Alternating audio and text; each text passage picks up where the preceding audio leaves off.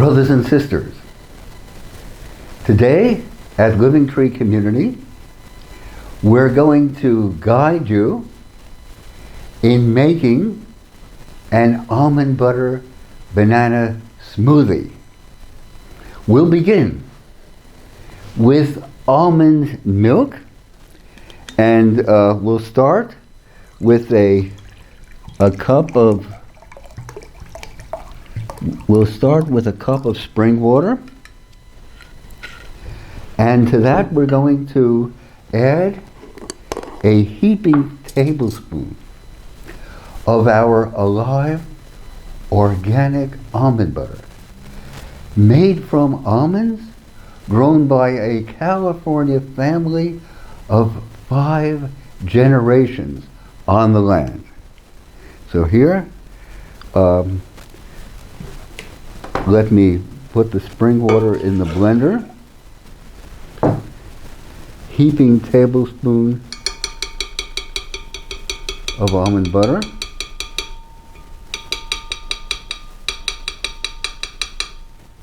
Okay.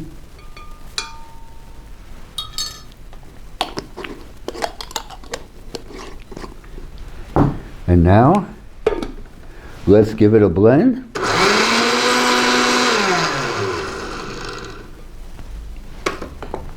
And there you have it. Almond milk. It's too easy and so much fresher than what's been sitting on that store shelf since the dawn of the Cenozoic. So, we have our base. And now we're going to slice up a frozen banana.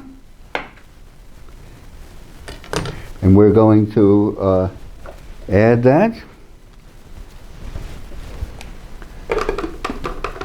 And give it a blend.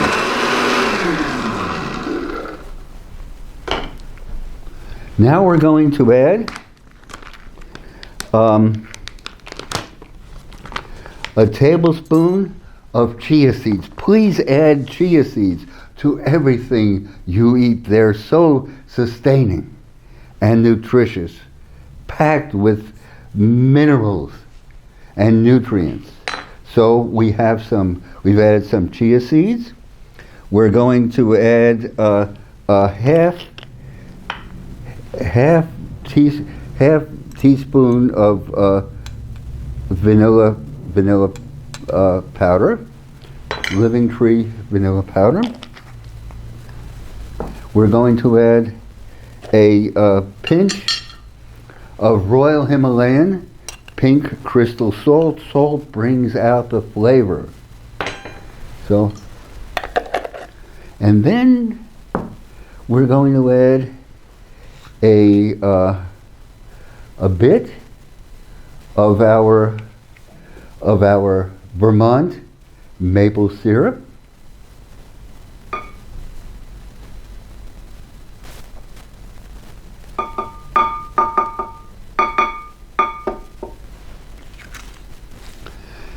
And finally,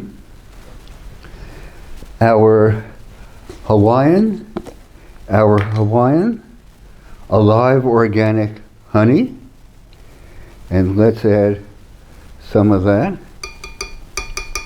So we have honey and maple syrup. And there we go.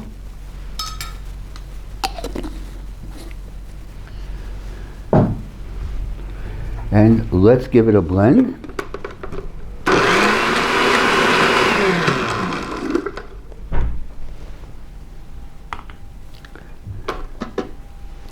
So there you have it.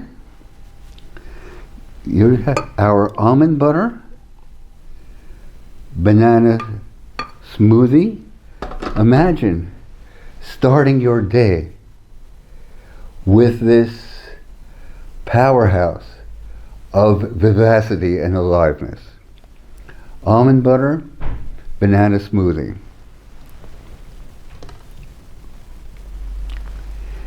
And I'd like to say a few words, brothers and sisters, about what's happening to the in the world out there about the threats to family farming and organic agriculture.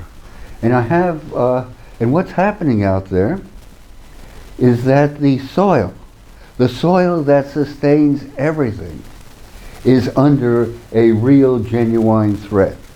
It's being threatened by industrial agriculture. The practices of industrial agriculture, of adding chemicals and pesticides to the land, is leading to the destruction, the wholesale destruction of fertility and degradation and desertification of the land.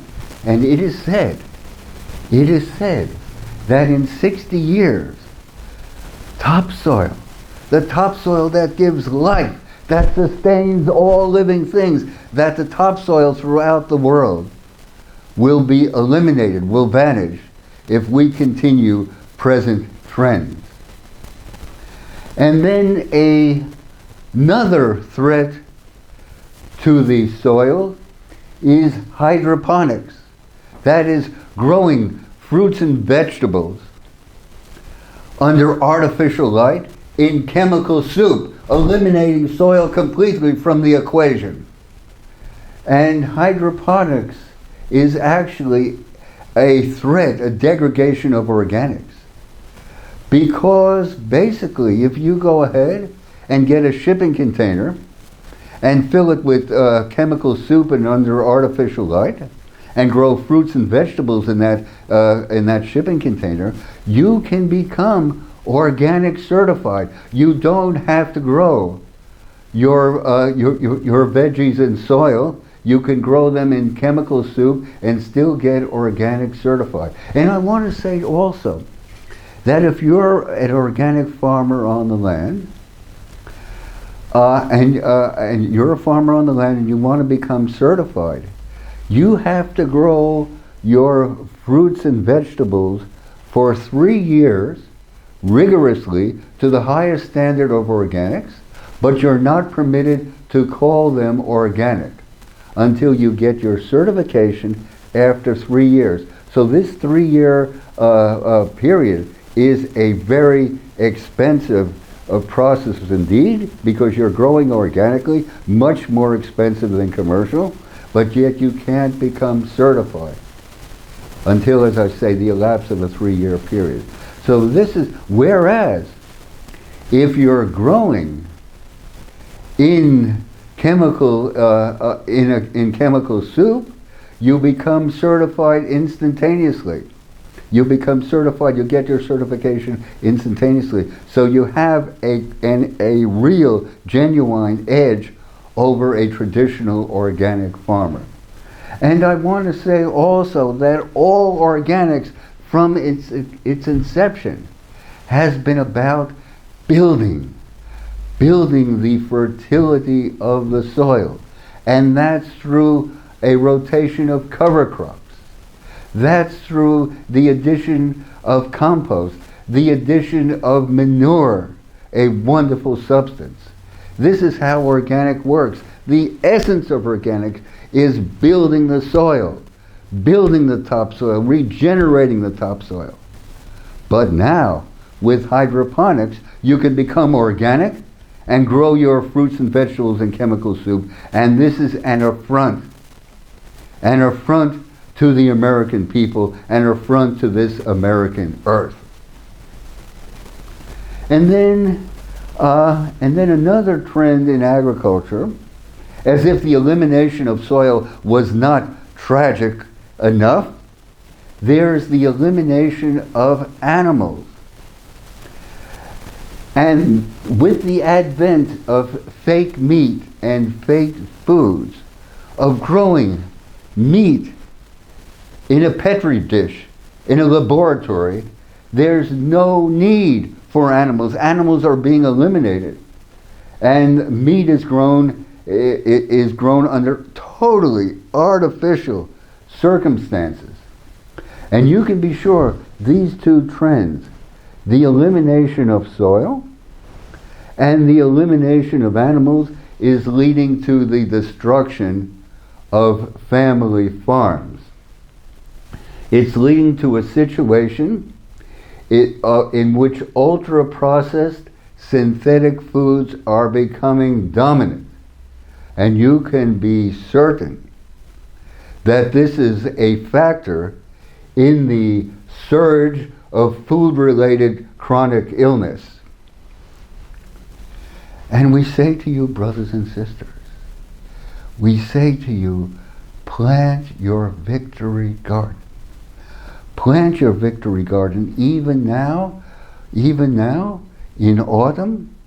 It's still time. It's still time out there to sow your lettuce, sow your kale, sow your parsley, sow your Swiss chard. In some regions of the United States, you're going to need a cold frame or a glass house of one sort or another. Go ahead. It's a wonderful investment. Plant your victory garden. You cannot be dependent upon a world out there that is flummoxing itself, that's undermining itself. You've got to go forward. That link, that vital link with this American earth will sustain you, and it will sustain you and your family. And if you live in an apartment, join a community garden. And in addition, start sprouting in your kitchen. Start growing sunflower sprouts. Start growing wheatgrass in your kitchen. You can do it. It's all entirely possible.